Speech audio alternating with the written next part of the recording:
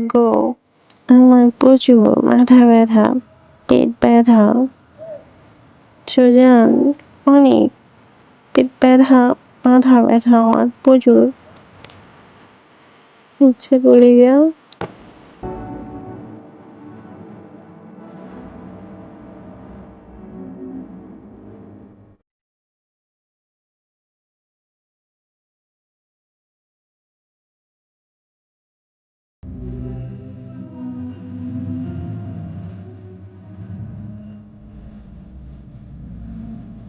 Phone দিতাছি, ফোনটা ধরতাছ না কেন? পেট ব্যথা কমছে?